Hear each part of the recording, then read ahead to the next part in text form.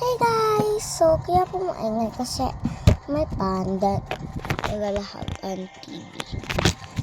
So, magpapak tayo ng order ng kaklase ko. So, may bayad na nga po siya. Ito po. Ano ko lang po. Wait lang.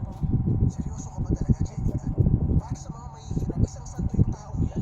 Para siyang reincarnation ng mga anghel mula sa langit. Paano ang isang kagaya 5 niyo pesos yun, magkakaugnayan guys. sa isang masamang tao katulad ni Sir Dennis? Naku, kasalanan niya iniisip mo. Okay. Gamit. Ito, ano daw, tulong mo card. So, kukunin natin si ano.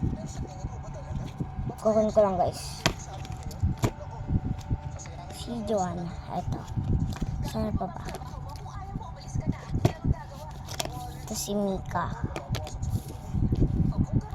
Tapos, ito may melody. Ayan. Yan yung order niya kaya bali 5. Pero kapag may kasamang freebie, so 10 pesos yun. Pero kapag madami naman yung laman, 20 pesos. Parang lang siya 5, 10, 20. Pero hindi yun by 5 ha, guys. Ganun. Yun, guys. Pag naman, may kasamang food, so yun ay 24 pesos. Pero kapag may kasamang malaking freebies at food na parang tinapay, chichira, ganun, bale 40 pesos.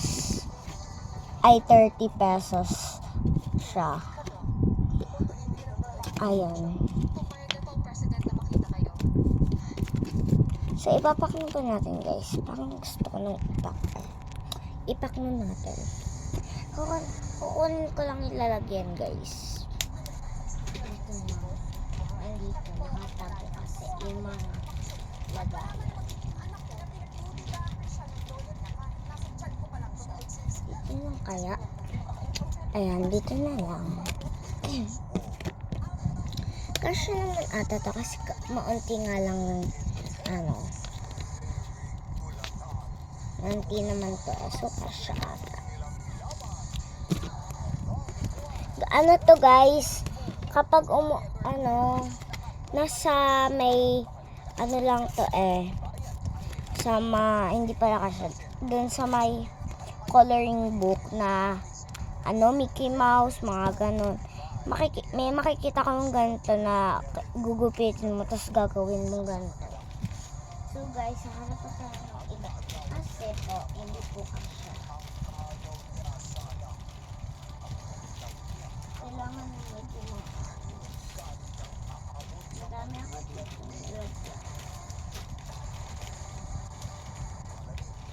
Color brown. Ito na lang.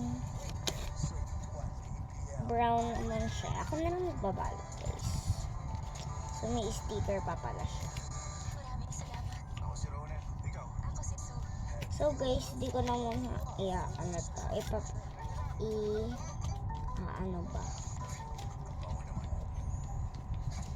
ilalagay ko na siya dito.